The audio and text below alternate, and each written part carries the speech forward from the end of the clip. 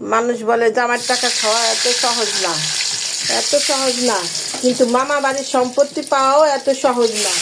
মামা বাড়ির ডেট দেয় কালকাতি মাছ, কালকাতি মাছ, কালকাতি মাছও আর হয় না, মামা বাড়ির সম্পত্তিও আর ভাগ হয় না। ঠিক আছে, কার্তিক মাসের কার্তিকও উঠে না আর যায় না। কি বলে কালকাতি মাসের কি উঠে, চৈতালি, চৈতালিও আর উঠে না, সম্পত্তিও আর মামা বাড়ির থেকে পাওয়া যায় না।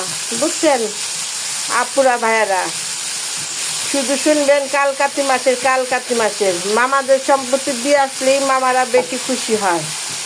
মামাদের কাছ থেকে আর সম্পত্তি পাওয়া যায় না, যার যত আছে তার তত আরও চাই চাই চাই চাই। কাউকে কিছু দেওয়ার কোনো ইচ্ছা থাকে না, আগ্রহ থাকে না। ঠিক আছে, তাদের খালি দিবেন, চাবেন না। মামাদের কাছে কিচ্ছু চাবেন না, শুধু দিবেন আর দিবেন। তাদের কাছে কিচ্ছু পাওয়া যায় না। যখনই চাবেন তখনই খারাপ হয়ে যাবেন, তখনই তাদের মুখের দিকে চাওয়া যাবে না, মুখ কালো হয়ে যাবে, মনে হয় কালী পূজা একটা সামনে দাঁড়া করায় রাখা হয়েছে, এরকম অবস্থা হয়ে যায়। মনে হয় তাদের কত শত্রু, তাদের কত বড় ক্ষতি করে ফেললাম আমরা, এরকম অবস্থা হয়। তা মামা বাড়ির সম্পত্তিও খাওয়া যায় না, অনেক কঠিন।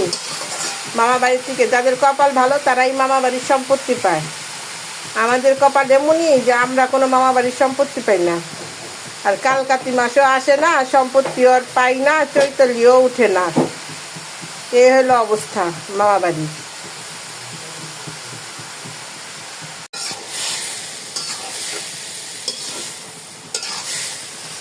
জামাইরা তো তাও জামাইয়ের টাকা হজম করা যায় না, সেটা ঠিক আছে, টাকা হাত পেতে চেয়ে নিতে হয় দরকার হইলে। তারপরেও একটা সমস্যায় পড়লে জামাইরাই দেখে, জামাই দেখে, ভালো হোক মন্দ হোক জামাই দেখে, আর কেউ দেখে না বন্ধুরা, কেউ দেখে না। কিন্তু কিন্তু নানা বাড়ির সম্পত্তি চাইতে গেলেও বিপদ, চাইতে না গেলে বলবে যে দিয়ে দিছে, ফুপু আমাদের গিফট করে দিয়ে দিছে। ফুপুর কাছে মানে ফুপুকে আর সম্পত্তি দেওয়া যাবে না, ফুপু সম্পত্তি পায় না, ভাস্তিরা বাড়ি মানে কয়েকতলা বাড়ি টাড়ি করে অস্থির করে ফেলে দেয়। এটা হয়েছে অবস্থা। আমি আমার কথাই বললাম ভাইয়ারা, আমি অন্য কারোর কথা বলছি না, আমি আমাদের কথাই বলছি। এটা হয়েছে অবস্থা।